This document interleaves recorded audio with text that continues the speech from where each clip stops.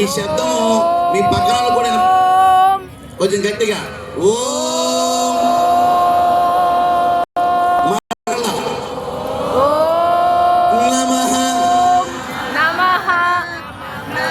రెండోసారి నమః ప్రణవార్థాయ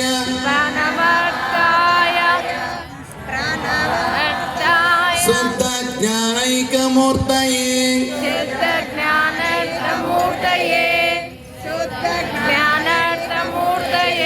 నిర్మలాయ ప్రశాంతాయ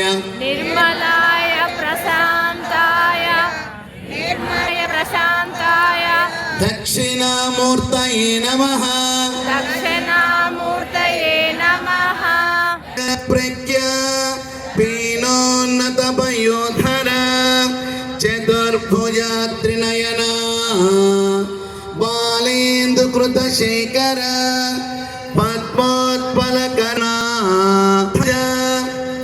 ఋగ్వేదము, యజుర్వేదము, సామవేదము, అధర్వవేదము, ఉపనిషత్తులు, అష్టాదశ పురాణాలు, ఉపపురాణాలు పరమేశ్వరుడు యొక్క సద్యోజాత, వామదేవ, అఘోర, తత్పురుష, ఈశాన్యనే పంచముఖాలలోంచి సప్తకోటి మహామంత్రాలని మనం చక్కగా పలుకుదాం. అందరూ సహకరిస్తూ నమస్కార ముద్రలోకి వచ్చి చక్కగా చెప్పండి. ఓం నమః శివాయ, ఓం నమః శివాయ, ఓం నమో నారాయణాయ, ఓం నమో నారాయణాయ, ఓం నమో నారాయణాయ, ఓం నమో నారాయణాయ.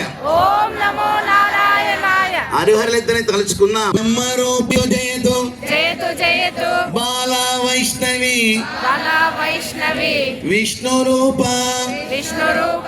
జయతు జయతు రుద్ర రూప జయతు చిన్మయి జ్ఞాన రూప శ్రీరాజరాజేశ్వరి పరదేవతాభ్యో నమః. చెప్పండి. ప్రాతకాలం పరాదేవికి ప్రణతులు, మధ్యాహ్న కాలం మహాదేవికి మంగళహారతులు, సాయంకాలం శివాదేవికి సన్నతులు, నిషీధకాలం శ్రీ రాజరాజేశ్వరి మాతకు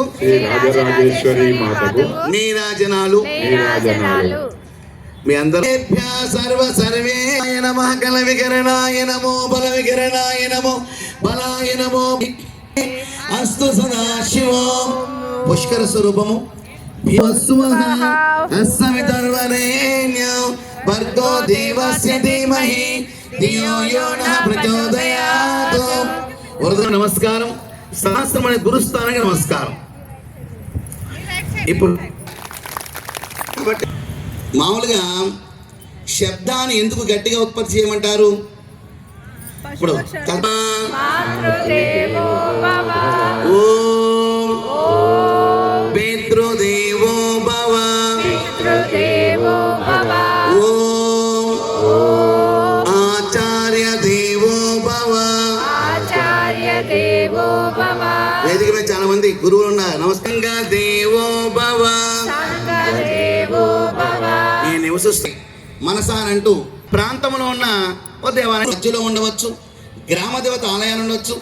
ఒక గ్రామంలోనే 2-3 గ్రామ దేవత